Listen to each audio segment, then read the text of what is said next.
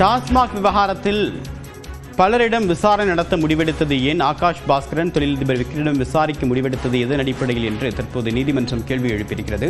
விவரங்களோடு நிகரானுடைய செய்தியாளர் மதன் பின்னணி என்ன? சுமார் 1000 கோடி ரூபாய் டாஸ்மாகில் முறைகேடு செய்யப்பட்டதான அந்த புகார் தொடர்பாக திரைப்பட தயாரிப்பாளர் ஆகாஷ் பாஸ்கரன் மற்றும் தொழிலதிபர் விக்ரம் ரவீந்திரன் ஆகியோருடைய வீடுகள் மற்றும் அவர்களுடைய அலுவலகங்களில் அமலாக்கத்துறை சோதனை நடத்தினார்கள். இந்த சோதனையின் முடிவில் விக்ரம் ரவீந்திரனுடைய வீடு மற்றும் அலுவலகத்திற்கு சீல் வைக்கப்பட்டது.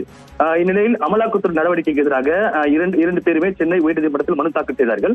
இந்த மனு இன்று நீதிபதிகள் MS ரமேஷ் மற்றும் லட்சுமி நாராயணன் அமர்வில் விசாரணைக்கு வந்தது. அப்போது ஆகாஷ் பாஸ்கரன் தரப்பில் ஆஜரான வழக்கறிஞர் டாஸ்மாக் முறைகேட்டிற்கும் ஆகாஷ் பாஸ்கரனுக்கும் எந்த தொடர்பும் இல்லை, அவர் ஒரு திரைப்பட தயாரிப்பாளர், ஆனால் அவருடைய 2 செல்போன் மற்றும் ஒரு லேப்டாப் பறிமுதல் செய்யப்பட்டதாக தெரிவித்தார். விக்ரம் ரவீந்திரன் தரப்பில் விக்ரம் ரவீந்திரனுடைய பொறுத்த வரைக்கும் அவர் டாஸ்மாக் ஊழியரே கிடையாது, எந்த ஒரு சம்பந்தமே இல்லாத நிலையில் அவருடைய வீடு மற்றும் அலுவலகம் சீல் வைக்கப்பட தெரிவிக்கப்பட்டது. இதையடுத்து எந்த அடிப்படையில் விக்ரம் ரவீந்திரன் வீடு மற்றும் அலுவலகத்தில் சீல் வைக்கப்பட்டது, சீல் வைப்பதற்கு அமலாக்கத்துறைக்கு என்ன அதிகாரம் இருக்கிறது, சோதனை நடத்தலாம், ஆவணம் கைப்பற்றலாம், ஆனால் எப்படி சீல் வைக்க முடியும் என்று நீதிமன்றம் கேள்வி எழுப்பியது. அது மட்டும் இல்லாமல் அமலாக்கத்துறை சட்டத்தை பின்பற்ற வேண்டும் என்றும் தெரிவித்தது. இதற்கு பதிலளித்த அமலாக்கத்துறை சோதனை நடத்த சென்ற போது வீடு மற்றும் அலுவலகம் பூட்டியிருந்ததாகவும் அதன் காரணமாக சீல் வைத்ததாக தெரிவிக்கப்பட்டது.